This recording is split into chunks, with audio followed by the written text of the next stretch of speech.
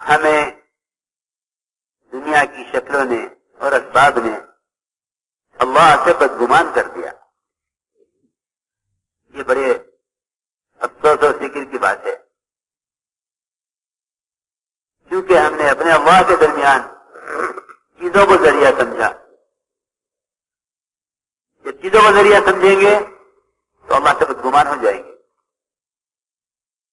اس لیے میرے دوستوں عزیزو، ایمان کا سب سے پہلا تقاضا یہ ہے کہ مومن اللہ کے ساتھ اپنے گمان کو درست کرے. ساری بے برکتی اور سارے مسائل جتنے بھی جس میں امت پھنسی ہوئی ہے، اس کی صرف واحد وجہ یہ ہے کہ اللہ سے بدگمان ہو گئے. گمان ایک بڑی طاقت ہے، گمان سے بڑی کوئی طاقت نہیں. جس نے اپنا گمان اللہ کے ساتھ درست کر لیا، اللہ اس کا ہو گیا. ابراہیم علیہ السلام کا گمان ہی تو تھا کہ اللہ کے حکم سے ہو رہا ہے، وہ مجھے ضائع نہیں کریں گے. اس گمان نے حضرت جبریل کا انکار کروایا. ابراہیم علیہ السلام کو جب آگ میں ڈالا جانے لگا، جبرائیل سمندروں کا فرشتے کو لے کر، پہاڑوں کے فرشتوں کو لے کر حاضر ہوئے. فرمایا کیا حکم ہے؟ فرمائیے. فرمایا اما علیہ کا پتا، ہمیں آپ کی حاجت نہیں ہے. یہ گمان ہے، گمان ہی انکار کروا سکتا ہے اللہ کے غیر کا. جو اللہ کے ساتھ گمان ٹھیک کر لے گا وہ اللہ کے غیر کی محتاجگی سے فارغ ہو جائے گا، مستغنی ہو جائے گا. اللہ تعالیٰ نے آگ کو حکم براہ راست دیا، اس لیے کہ ابراہیم علیہ السلام نے اپنے اللہ کے درمیان کسی کو ذریعہ نہیں بنایا، تو اللہ نے بھی اپنے آپ کے درمیان کسی کو ذریعہ نہیں بنایا. یہاں گمان ٹھکرایا گیا ہے کہ گمان ایک بڑی طاقت ہے. دیکھو تو صحیح،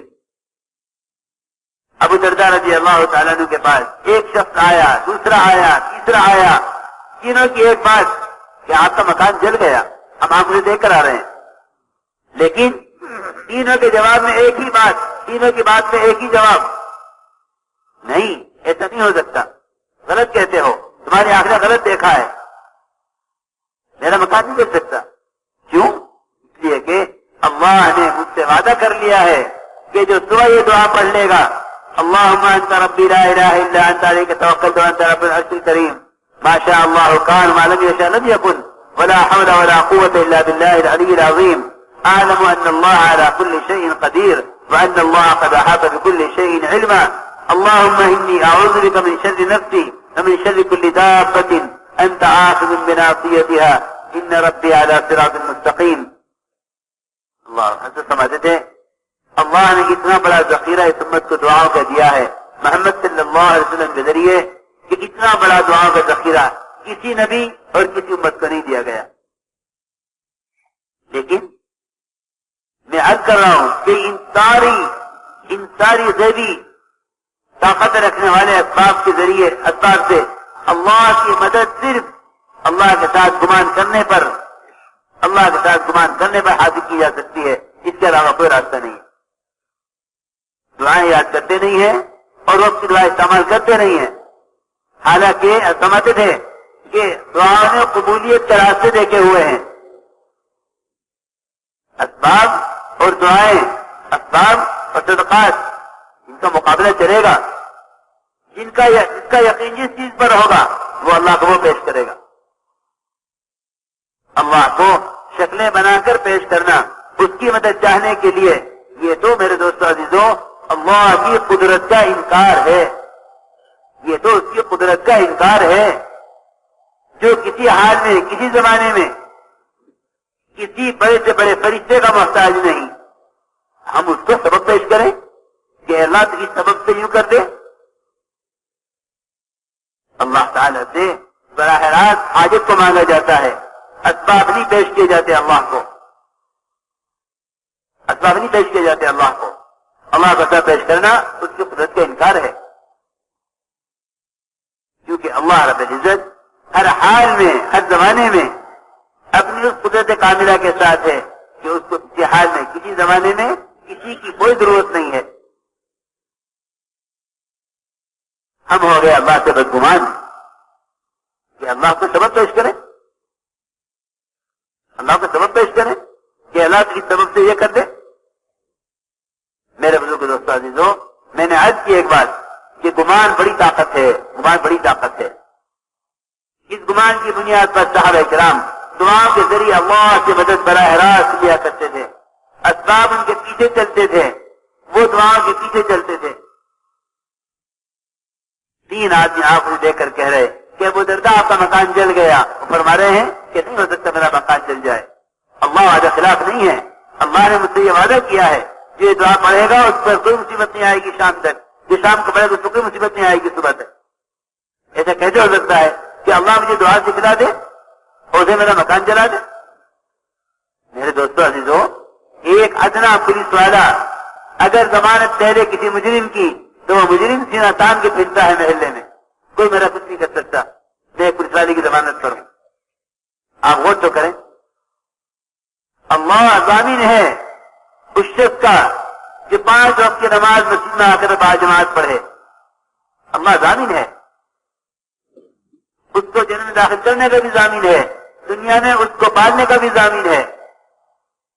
اس کی بات سے ہماری واجب کرنی. لیکن میں وہی عرض کر رہا ہوں کہ ہمیں اسباب نے اللہ سے بدگمان کر دیا. گمان بڑی طاقت ہے، گمان بڑی طاقت ہے. کیونکہ اللہ نے فرمایا انا عند ظن عبدی بی، میں اپنے بندے کے گمان کے ساتھ ہوں، یہ جیسے میرے ساتھ گمان کرے. ہماری ساری مشکلات کی وجہ اللہ کے ساتھ بدگمان ہونا ہے، اور ہمارے سارے مسائل کا حل اللہ کے ساتھ گمان کو ٹھیک کر لینا ہے. میں نے اس سے عرض کیا ہے کہ ایمان سب سے پہلے گمان کا تقاضا کرے گا کہ اللہ کے ساتھ گمان کیسا ہے. اسی لیے دوستو عزیزوں، ذکر صرف یہ نہیں ہے کہ ایک تصویر صبح پڑھ لو ایک شام کو پڑھ لو. دیکھو میری بات غور سے سنو بہت. ذکر صرف یہ نہیں ہے کہ ایک تصویر صبح پڑھ لی ایک شام کو پڑھ لی. کوئی شک نہیں کہ اللہ کا نام لینا دلوں کے دن کو مٹاتا ہے، اللہ کا نام لینا دلوں کے اندر نور پیدا کرتا ہے، اللہ کا نام لینا اللہ کے قرب کا ذریعہ ہے. لیکن اللہ کے غیر کا تاثر دلوں سے جب نکلے گا، اللہ کے غیر کا تاثر دلوں سے جب نکلے گا، جتنی شکلیں اللہ کے ماسوا ہیں ان کا انکار کرو اللہ کے مقابلے میں. کیونکہ انبیاء علیہ السلام کو جگہ جگہ اللہ کی تنبیہ کی گئی ہے. جب بھی کسی کام کے ارادے میں نبی کہتے ہیں میں یہ کروں گا، جب بھی کسی کام کے بارے میں نبی کہتے ہیں میں یہ کروں گا، اللہ رب العزت کتنے واقعات ہیں انبیاء علیہ السلام کے کہ اللہ نے ان کو ان کے ارادے میں اس لیے ناکام کیا ہے، اس لیے ناکام کیا ہے کہ تم نے ارادہ کرتے ہوئے ہماری مشیت ہماری چاہت پر اپنے ارادے کو کیوں نہیں موقوف کیا؟ آپ نے کیوں کہہ دیا میں یہ کروں گا؟ آپ نے کیوں نہیں کہا اللہ چاہے گا تو کروں گا؟ میرے دوستو عزیزو، توحید کو بیان کرنا بذات خود مقصود ہے. علماء نے لکھا ہے اللہ کے احکامات کا علم عمل کے لیے مقصود ہے، اس سے فراغت ہو جائے گی. اللہ کی توحید کو بیان کرنے سے مومن کو فراغت نہیں ہے. آپ نے فرمایا میں کل بتاؤں گا صحابہ کہف کون تھے. اللہ تعالیٰ نے 15 دن تک وحی روک دی، بلکہ ایک روایت میں 1 مہینے تک وحی نہیں آئی. کہ آپ نے کیوں کہا میں بتاؤں گا اللہ کون ہے، میں کیوں بتاؤں گا کہ صحابہ کہف کون ہے؟ کیوں نہیں کہا کہ اللہ چاہے گا تو بتاؤں گا؟ حالانکہ ارادہ یہی تھا کہ جبرائیل آئیں گے ان سے کہوں گا اللہ سے پوچھ کے بتائیں. اتنی بات پر صرف کہ نبی جی آپ نے کیوں کہا میں بتاؤں گا، کیوں نہیں کہا اللہ چاہے گا تو بتاؤں گا؟ 15 دن تک، ایک روایت میں ہے 1 مہینے تک وحی نہیں آئی. آپ نے کیوں کہا میں بتاؤں گا؟ 1 مہینے کے بعد یا 15 دن کے بعد جو وحی آئی تو یہ وحی آئی وَاذْكُرْ رَبَّكَ إِذَا نَسِيتَ کہ نبی جی جب بھی آپ کسی کام کے ارادے میں انشاءاللہ کہنا بھول جائیں انشاءاللہ کہہ لیا کریں.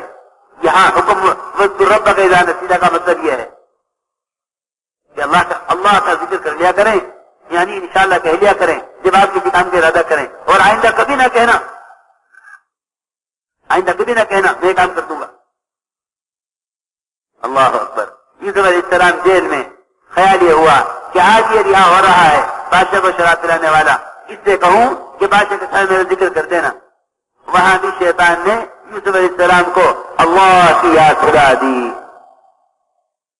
اللہ کی یاد دلا دی. ہم سے کیوں نہیں کہا جیل سے نکلنے کے لیے, ان سے کیوں کہا؟ مجتمع میں حالات آئیں گے, یہ حکام سے کہیں گے کہ جی ہمارے یہ حالات آپ غور کریں. اللہ کا نظام یہ ہے کہ جب مسلمان اللہ کے غیر سے امید رکھتا ہے تو اللہ سے غیر کے حوالے کر دیتے ہیں کہ میرے سے کوئی وعدہ نہیں, تو جان جسے جو امید ہے وہ جانے. میرے دوست عزیزوں, یہ ہمارا کام ہے. جب انبیاء علیہ السلام کو اللہ کی تنبیہ ہو سکتی ہے قدم قدم پر, قدم قدم پر, ہم تو اپنی صلاحیتوں کو دیکھ کے سوچتے ہیں ہم یہ کر لیں گے, ہم یہ کر لیں گے, ہم یہ کر لیں گے. کرنے والی ذات اللہ کی ہے, کرنے والی ذات اللہ کی ہے. سلیمان علیہ السلام بڑی قوت, بڑی استعداد, جسمانی قوت بھی, روحانی قوت بھی, ارادہ بھی نیک. کیا کہ 100 مجاہد اللہ کے راستے کے لیے تیار کرنے ہیں جن کے لیے اعلیٰ نسل کی بیویوں سے صحبت کروں گا اور 100 بچے پیدا ہوں گے. یہ 100 کے 100 اللہ کے راستے کے مجاہد بنیں گے. اتنے کے راستے میں کوئی کمی نہیں تھی. اخلاص سے اللہ کی رضا کے لیے کام کیا تھا اور ساری صلاحیتیں اور سارے اسباب مہیا ہیں. اللہ کی شان انشاءاللہ کہنا بھول گئے, انشاءاللہ کہنا بھول گئے. ساری بیویوں نے صحبت کی. 100 بیویوں میں سے ایک بیوی کو حمل ٹھہرا, 99 بیویوں کو حمل ہی نہیں ٹھہرا. اور اس سے بھی ایک ناقص لوتھڑا بغیر روح کا جسم پیدا ہو گیا وقت سے پہلے ہی, اور دائیں رائیں کرسی پہ ڈالا سلیمان علیہ السلام کی کہ یہ پیدا ہوا ہے. آپ غور تو کریں. ہم صبح سے شام تک دعوے کرتے ہیں ہم یہ کریں گے, حکومت یہ کرے گی, تاجر یہ کریں گے, کاشتکار یہ کر دیں گے, بڑا ملک یہ کر دے گا. اللہ تعالیٰ ہم سے اتنے ناراض ہوں گے کہ تم میرے غیر کو بولتے رہے. ہمارے جو دیکھو بھائی دعوت سے امت کے اندر اس کا احساس پیدا ہو کہ اگر ایک کلمہ بھی زبان سے, ایک جملہ بھی زبان سے کلمہ لا الہ الا اللہ کے خلاف نکلے تو فوراً استغفار کریں, آئے توبہ توبہ, نہیں اللہ کرتے ہیں, اللہ کرتے ہیں, اللہ کرنے والے ہیں. تو میں نے عرض کی ایک بات کہ ہم ایمان کے ذریعے سب سے پہلے اپنا اللہ کے ساتھ گمان ٹھیک کریں, کیونکہ گمان ٹھیک ہو جائے گا تو اللہ ساتھ ہے, اللہ ہمارے ساتھ ہے. اللہ نے فرمایا ہے کہ میرے بندے گمان کے ساتھ جیسے میرے ساتھ گمان کرے. میرا محترم دوست বুজুর্গো, বলে যে বাইরে যে সমস্ত নকশা এবং যে পরিবেশ কায়েম আছে, যে পরিবেশের মধ্যে আমাদের সময় লাগে কারো দোকানে কারখানায় বিভিন্ন জিনিসের মধ্যে, তো এই সমস্ত পরিবেশের মধ্যে সময় লাগানোর কারণে, সময় কাটার কারণে আমাদের দিল এই সমস্ত বাহিরের জিনিস থেকে মুতাআসসির হয়, প্রভাবিত হয়. এটার ইয়াকিন আমাদের দিলের মধ্যে পয়দা হয়. তো আমরা মনে করি আল্লাহ তো করবেন, কিন্তু আমি একটা দোকান না সাজাইলে আল্লাহ কিভাবে করবেন? তো বলে যে আমি মনে করি কথা যে আল্লাহই করেন, কিন্তু দোকান লাগবে, দোকান সাজাইতে, দোকান সাজাবো অথবা ব্যবসা করব অথবা একটা চাকরি করব, তো এটার মাধ্যমে আল্লাহ তাআলা আমাকে দিবেন. তো যে আল্লাহ তাআলার মধ্যে আর তার মধ্যে কোনো মাধ্যম সাব্যস্ত করে সে আল্লাহ সম্পর্কে বদগুমান হয়ে যায়. আল্লাহ সম্পর্কে সে তার ধারণাকে, ভুল ধারণা এবং গলত ধারণা আল্লাহ সম্পর্কে তার ভিতরে পয়দা হয়ে যায়. সে কথা মনে করে যে এই সমস্ত জিনিস না হলে আল্লাহ তাআলা কিভাবে করবেন, ব্যবসা না হলে কিভাবে হবে, চাকরি না হলে কিভাবে হবে, টাকা না হলে কিভাবে হবে. তো আগে সে চাকরির জন্য চেষ্টা করে, আগে সে একটা দোকানদারির চেষ্টা করে, তো এই দোকানদারি আল্লাহর সামনে পেশ করে. তো মেরে মহতরম দোস্ত বুজুর্গ, সে আল্লাহ সম্পর্কে যখন এই চাকরি, দোকানদারি, এই সমস্ত জিনিস এইগুলিকে সে আল্লাহর কাছ থেকে নেওয়ার জন্য পেশ করতেছে, তো সে তো আল্লাহ সম্পর্কে বদগুমান হয়ে গেল. আল্লাহ সম্পর্কে কুধারণা তার অন্তরে পয়দা হইল, সুধারণা নয়।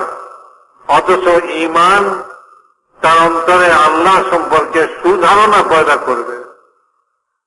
যে যত সুধারণা করতে পারে আল্লাহ সম্পর্কে তার অন্তরে ভালো ধারণা, সুধারণা পয়দা হবে। ওই ধারণা বড় শক্তিশালী জিনিস।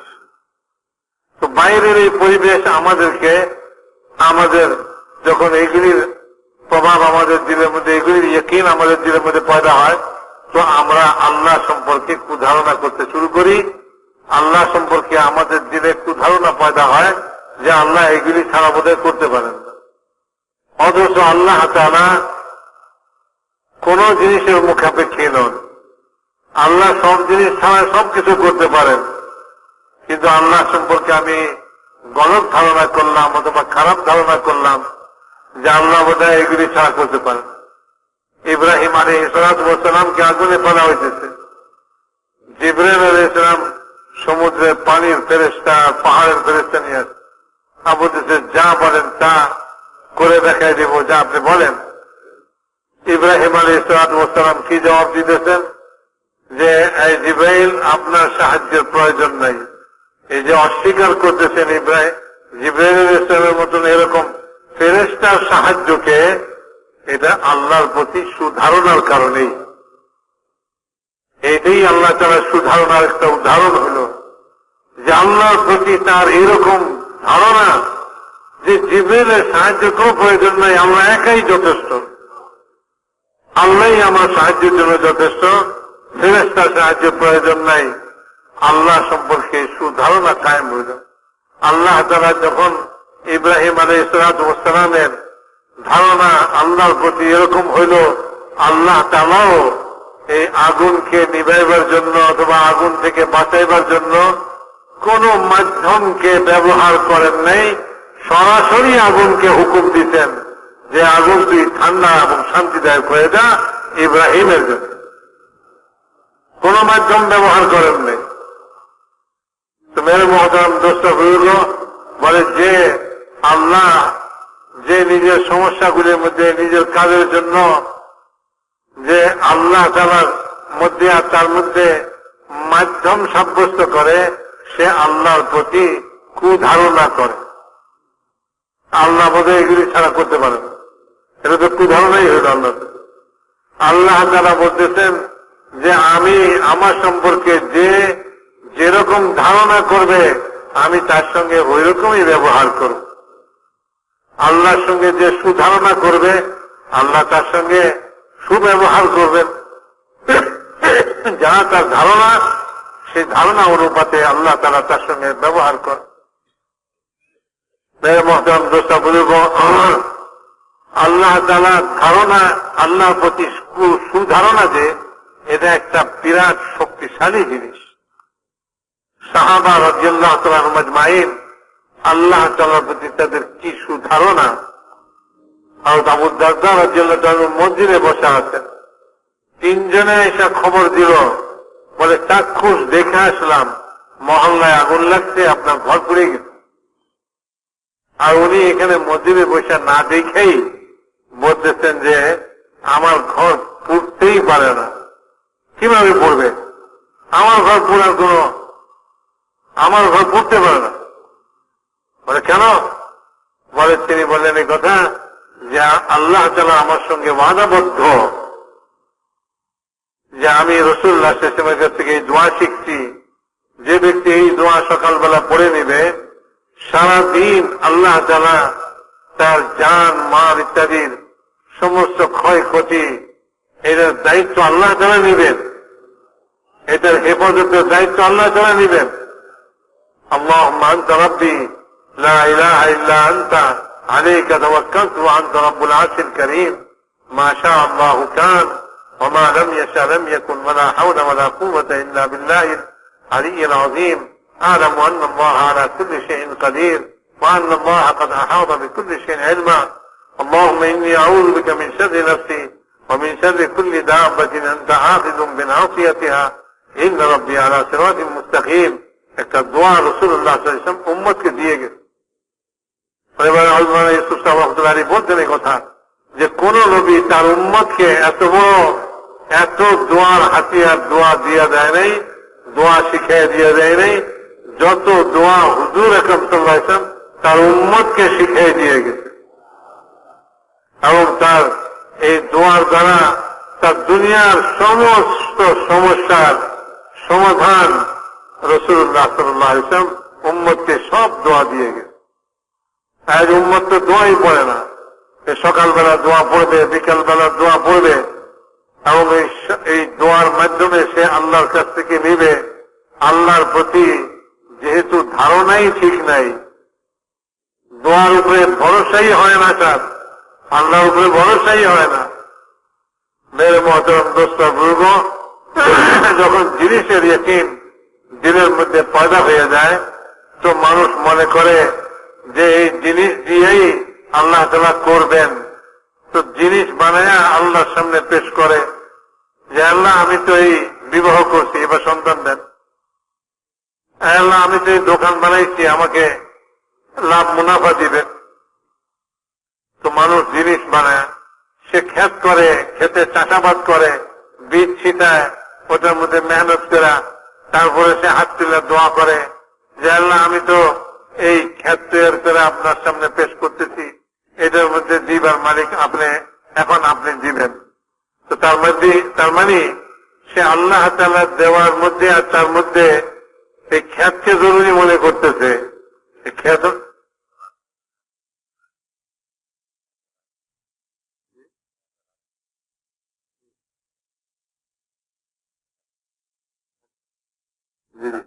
ঠিক আছে।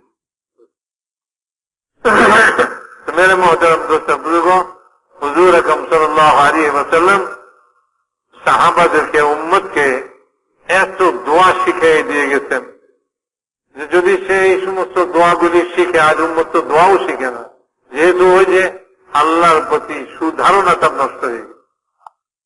আল্লাহর প্রতি ধারণা এটা হয়েছে যে আল্লাহ তাআলা আমার টাকা ছাড়া কিভাবে করবেন, আমার এটা ছাড়া কিভাবে করবেন, ব্যবসা ছাড়া কিভাবে করবেন। অথচ আল্লাহ তাআলা পূর্ণ ক্ষমতা রাখেন, কোন জিনিসের মুখাপেক্ষী নন।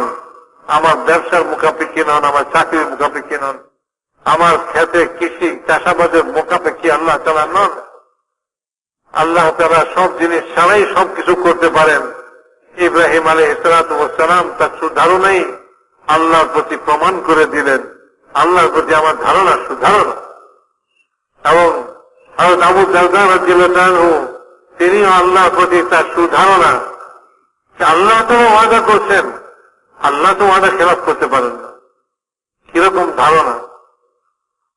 উনি বলতেছেন যে ভাই, বনি ইসরাইলের মধ্যে রাসূলুল্লাহ সাল্লাল্লাহু আলাইহি ওয়াসাল্লাম হাদিসে পাকের মধ্যে বলছেন 3 ব্যক্তির ঘটনা, যে তারা চলতেছিল, হঠাৎ বৃষ্টি আসলো, তো তারা যে এক পাহাড়ি গুহার মধ্যে আশ্রয় নিল। সেখানে যখনই তারা গুহার মধ্যে ঢুকলো, উপর থেকে একটা ভারী পাথর গড়ায় পড়ে তাদের গুহার মুখকে বন্ধ করে দিল, তারা অন্ধকারের মধ্যে পড়ে গেল। এখন তারা এখানে কোন দুনিয়ার কোন আসবাব পেশ করার কিছুই পাইতেছেন না, যে এখানে না দাও ঘোরাল দিবে, না এখানে টেলিফোন করা যাইতেছে, না বাইরের লোকদেরকে খবর দেওয়া যাইতেছে, কোন উপায়ই নাই, নিরুপায় একেবারে। তো এরকম নিরুপায়ের সময় তাদের সম্বলটা কি হইল? তাদের সম্বলটা আল্লাহর জন্য করা তাদের জীবনের নেক আমলই হইল একমাত্র। এবং তারা আল্লাহর প্রতি কি পরিমাণ সুধারণা রাখে যে আমরা যদি আমাদের জীবনের নেক আমলগুলি আল্লাহর সামনে পেশ করে দিয়া আল্লাহর কাছে দোয়া করি, তো আল্লাহ তাআলা আমাদেরকে এই মহা বিপদ থেকে, মৃত্যু থেকে, অন্ধকার থেকে আল্লাহই বাঁচাইতে পারে। তো আল্লাহর প্রতি সুধারণার কারণেই তো তারা 3 জনের 3টা আমলের কথা আল্লাহর কাছে পেশ করলো। একজনে পেশ করলো এই কথা যে সে তার মা বাপের খেদমত করছে, আরেকজনে এই কথা পেশ করলো যে সে আল্লাহকে ভয় করা কুকর্ম থেকে বিরত থাকছে, আরেকজনে পেশ করলো যে সে আল্লাহকে ভয় করে সে তার মজদুরের মজদুরি এটাকে বানায়া চাড়ায়া খায়া হজম করে ফেলায় নাই। তার ঘরে কাজ করছে, তার কাজ করছে, মজদুরি ছাড়া চলে গেছে, না নিয়েই চলে গেছে, মজুরি ছাড়াই চলে গেছে। দীর্ঘদিন পর সে আসছে, সে মজুরি নেওয়ার জন্য। সে অস্বীকারও করতে পারত, কিসের মজুরি, তুমি কবে আমার এখানে কাজ করছো, যাও পাইবা না, মানা করে দিলেই বা কি হইতো। কিন্তু না, সে আল্লাহকে ভয় করে আল্লাহর জন্যই ওই তার মজুরিকে খাটাইছে, ব্যবসায় খাটায়া ওই মাল বাড়াইছে, যা তার মজুরি পাওনা ছিল এটাকে আরো বাড়াইছে। এই আদতকে এত বাড়ছে যে ময়দান ভরে গেছে, বকরিতে ময়দান ভরে গেছে। আর তাকে বলতেছে, নিয়ে যাও তোমার মজুরি, সেই তুমি কাজ করে গেছিলা, তোমার যে মজুরি ছিল এটাকে খাটায় আমি এই ময়দান ভরা যত ছাগল বকরি দেখতেছ, এই সব বকরির পাল তোমার সেই মজুরি। তো সেই সব বকরির পালকে হাঁকায় নিয়ে গেল। তারা এই তিনটা কাজ তিনজনে আল্লাহকে রাজি করার জন্য করছিল। আল্লাহর উপরে তাদের গুমান ছিল। তারা আমাদের মতন দুনিয়ার জিনিস থেকে প্রভাবিত হইয়া আল্লাহর প্রতি কুধারণা করে নাই, এবং তারা নিরুপায় মনে করে নাই যে আমাদের আর কোনো উপায় নাই। না, আমাদের উপায় আছে, আল্লাহ আছেন, আল্লাহ বাঁচাইতে পারেন। আল্লাহ তাআলার জন্য এখানে কোনো কিছুই লাগবে না। আল্লাহ তাআলা এই পাথরকে সরাই দিয়া আমাদেরকে গুহা থেকে, অন্ধকার থেকে, আর এই মৃত্যু থেকে আল্লাহ তাআলা আমাদেরকে বাঁচাইতে পারেন। এই সুধারণাই তো তাদেরকে দোয়ার দিকে মোতাবাজ্জি করলো, তাদেরকে দোয়ার দিকে মনোযোগী করলো। আজ আমাদের যে দোয়ার দিকে মন লাগে না, দোয়ার কথা স্মরণই হয় না। আল্লাহর কাছে বলতাম তো বলে যে এই জন্য মনে হয় না যে আমরা তো মনে করি যে আল্লাহ কোন একটা দুনিয়ার উসিল্লা টুসিল্লা না বানাইলে আল্লাহ কেমনে করবে। তো আমাদের আল্লাহর প্রতি কুধারণা জন্মাইছে যে আল্লাহ উসিলা ছাড়া করেন না, করতে পারেন না। এই জন্য আমার মধ্যে আর আল্লাহর মধ্যে একটা মাধ্যম সৃষ্টি হয়েছে, সেটা হলো এই দুনিয়ার জাগতিক আসবাবপত্র। এগুলি লইয়া এগুলি আল্লাহর সামনে পেশ করতে হবে যে আল্লাহ আমি এই ব্যবস্থা নিয়েছি, এইবার তো আপনি দেন। মেরে মহতারাম দোস্ত বুজুর্গ, আল্লাহ তাআলাকে কোন অবস্থায় ভুলে চলবে না। আল্লাহ তাআলার প্রতি কোন রকম কুধারণা করা যাবে না। এটা ঈমানের বিপরীত জিনিস, এটা ঈমানের বিপরীত জিনিস। কুধারণা করলো আল্লাহর প্রতি সুধারণাই পয়দা করতে হবে যে আল্লাহ তাআলা পারেন, আল্লাহ তাআলা সবকিছু করতে পারেন। কোন অবস্থাতে আল্লাহকে ভুলে চলবে না, আল্লাহকে ভুলে চলবে না। আল্লাহকে ভুলে আমি অন্য কোনো দিকে মনোযোগী হব, এটাও চলবে না। ইহাদেরকে আল্লাহ তাআলা নবীদের ওয়াকিয়া ঘটনা বলি কোরআনে পাকের মধ্যে শুনেছেন। খোদ আমাদের নবী জনাবে রাসূলুল্লাহ সাল্লাল্লাহু আলাইহি ওয়াসাল্লামকে কাফেররা জিজ্ঞাসা করলো, আসহাবে কাহফ সম্পর্কে বলেন, আপনি যদি নবী হয়ে থাকেন তা আসহাবে কাহফ সম্পর্কে বলেন। হুজুর আকরাম সাল্লাল্লাহু আলাইহি ওয়াসাল্লামের থেকে এখানে সামান্য একটু চুপ হয়ে গেল যে হুজুর বললেন আগামীকাল বলবো। আগামীকাল বলবো যে এটার অর্থ এটাই ছিল যে জিবরাইল আলাইহিস সালাম আসবেন, আমি তাকে বলবো, তিনি আল্লাহর কাছে জিজ্ঞাসা করে আমাকে জানাবেন, তখন আমি জানাই দিব। এখানেও তিনি আল্লাহকে কোনো ভুলেন নাই, কিন্তু কথার মধ্যে উনি শুধু ইনশাআল্লাহটা বলেন নাই। আল্লাহ চাইলে করব, আল্লাহ চাইলে এই ঘটনা শুনাইব। খালি কথায় এইটুকু ভুল হয়েছে, কথায় ভুল হয়েছে। এ কোনো আল্লাহর প্রতি কোনো কুধারণার কারণে নয়, অথবা নিজে কিছু করতে পারি আমি, এই ধারণার বশবর্তী হইয়া তিনি কখনোই বলেন নাই। তিনি তো এই ধারণার এটার উপরেই ছিলেন যে আল্লাহই বলবেন, আল্লাহর কাছ থেকে জিজ্ঞাসা করে বলবো। জিবরাইল আসবে কালকে, তো জিবরাইলকে দিয়া আল্লাহর কাছে জিজ্ঞেস করেই বলবো। কিন্তু তিনি তাদের উত্তরের মধ্যে যে শব্দটা ব্যবহার করছেন সেখানে এটুকু ভুল কথা বলেন নাই যে আল্লাহ চাই। আল্লাহ এই কথার উপরে নবীকে তাম্বি করতেছেন, সতর্ক করতেছেন যে আপনি কখনো আগামীতে কোন বিষয়ে আমি করব ইনশাআল্লাহ ছাড়া কখনোই বলবেন না। যদি বলতে ভুলে যান কোন সময়, তো যখনই স্মরণ হয় তখনই বলে নেবেন। যখন স্মরণ হয় তখনই বলবেন ইনশাআল্লাহ আল্লাহ তাআলা চাইলে হবে, আল্লাহ তাআলা চাইলে করব। কোন কথা আগামীতে এরকম বলবেন না, কোন কাজ করবেন না ইনশাআল্লাহ ছাড়া।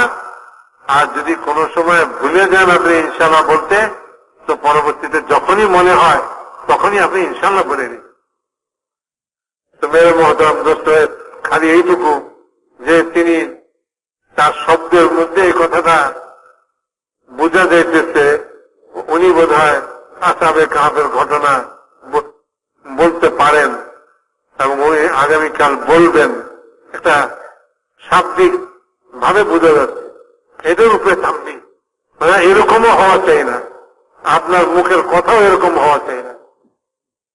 আমরা দুনিয়ার জিনিসের কথা আলোচনা করি, তো দুনিয়ার জিনিসকে বলি, এটা কত মারাত্মক জিনিস হয়ে যাবে।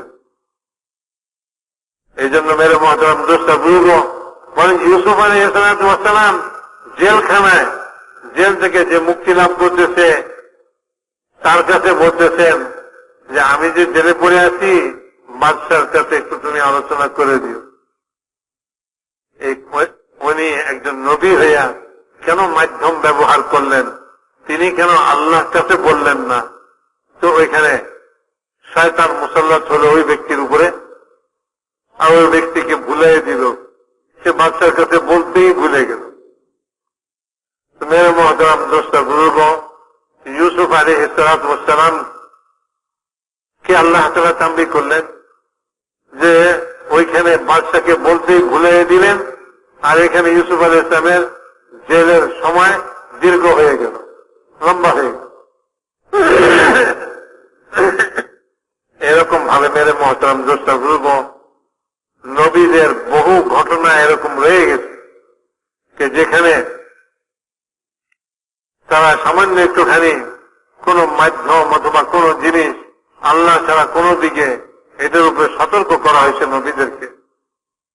এই জন্যই বলেন যে দুনিয়া এই সমস্ত নকশা আল্লাহ তাআলার সামনে পেশ করা মানেই হল যে আল্লাহর প্রতি কুধারণা, যে আল্লাহ তাআলা এগুলি ছাড়া কেমনে করবেন। অথচ আল্লাহ তাআলা কোন জিনিসের মুখাপেক্ষী নন। আল্লাহর সঙ্গে সুধারণা রাখতে হবে।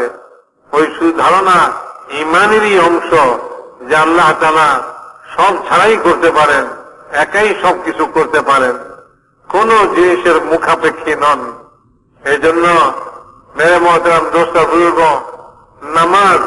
নামাজ দিচ্ছেন কে যখন নামাজ পড়বে যে নামাজের দ্বারা আল্লাহর কাছ থেকে নিবে, জিকির দিচ্ছেন জিকিরের দ্বারা, দোয়া শিখিয়ে দিচ্ছেন এই দোয়ার দ্বারা আল্লাহ তাআলার কাছ থেকে নিবেন। মেরে মহতরম দোস্ত বুজুর্গ, নামাজের মধ্যে যখন সে নামাজের জন্য আসে, নামাজ পড়ে, 5 ওয়াক্ত নামাজ পড়ে, আল্লাহ পাক তার সারা দিনের দায়িত্ব গ্রহণ করেন। রাত দিন 24 ঘন্টার সে আল্লাহর দায়িত্বে চলে যায়। আল্লাহ তাআলা তার জান মালের দায়িত্ব গ্রহণ করেন। তো নামাজ যে পড়লো সে তো আল্লাহর দায়িত্বে চলে গেল। একজন দুনিয়াতে কোনো মুজরিম অপরাধী তাকে কোনো পুলিশ অফিসার অভয় দেয় অথবা তার দায়িত্ব গ্রহণ করে, তো সে কেমন রাস্তার মধ্যে বুক ফুলায় হাঁটে, কারণ তার দায়িত্ব নিচ্ছে একজন পুলিশ অফিসার মনে করেন। তো তার আর কোনো চিন্তা নাই, সে এখন বুক ফুলায় হাঁটে, পুলিশ অফিসারের উপরে ভরসা করে। আর এখানে আল্লাহ তাআলা দায়িত্ব নিতেছেন, তো আল্লাহ তাআলা দায়িত্ব নিতেছেন, এটার উপরে ভরসা হইতেছে না। আর আবু দারদা রাদিয়াল্লাহু তাআলা আনহু, তার তো ওই দোয়ার উপরে, আল্লাহর ওয়াদার উপরে এরকম ভরসা যে আল্লাহ ওয়াদা খেলাফ করতেই পারে না, আরে হইতেই পারে না। মহল্লা সারা চলে যেতে পারে, আমার ঘর চলতে পারে না। আমি তো ওই দোয়া পড়ছি যে দোয়ার সঙ্গে আল্লাহ তাআলা ওয়াদা করছেন যে সকালবেলা পড়বে, তার সারা দিনের দায়িত্ব আল্লাহ তাআলা গ্রহণ করবেন, জান মান কোন রকম ক্ষতি তার যেন না হয়, এই ক্ষতি থেকে তারকে হেফাজত করার দায়িত্ব আল্লাহ তাআলা গ্রহণ করছেন। একজন 5 ওয়াক্ত নামাজ পড়ে তো সে আল্লাহ তাআলার দায়িত্ব, আল্লাহ তাআলা তার দায়িত্ব গ্রহণ করেন। মেরে মহতরম দোস্তা বুজুর্গ, উনি বলেন আমি শুরুতেই বলছি যে বাহিরের পরিবেশ, বাইরের জিনিসপত্র এগুলি সবই আমাদের ইয়াকিনকে বদলাই দিচ্ছে। এই সমস্ত জিনিসের ইয়াকিন ঢুকছে তো আল্লাহর সঙ্গে আমাদের কুধারণা পয়দা হয়ে, আল্লাহ সম্পর্কে কুধারণা পয়দা হয়েছে। তো বলে যে বাহিরের জিনিসপত্রের ইয়াকিন, এই সৃষ্টি বিশ্বাসের ইয়াকিন আল্লাহর প্রতি মানুষকে কুধারণায় ফেলাইয়া দেয়, সে কুধারণায় লিপ্ত হয়, আল্লাহকে মনে করে যে এই সমস্ত জিনিসের বুঝি আল্লাহ তাআলা মুখাপেক্ষী না, আল্লাহ এই সমস্ত জিনিসের মুখাপেক্ষী না। আল্লাহর সঙ্গে সুধারণা রাখা চাই, আল্লাহ তাআলার সঙ্গে সুধারণা রাখা এটাই ঈমান। ঈমান যে শিখবো এইটাই যে আমি সর্বাবস্থায় আল্লাহর উপরে ধারণা ভালো রাখি যে আল্লাহ আমার এই কামকে করে দিবেন, আল্লাহ তাআলা ওয়াদা করছেন, কাজেই ওই আমলকে করি আর আল্লাহ তাআলার উপরে ভরসা রাখি। আল্লাহর সঙ্গে কোন রকম আল্লাহর ব্যাপারে কোন কুধারণায় লিপ্ত না হই।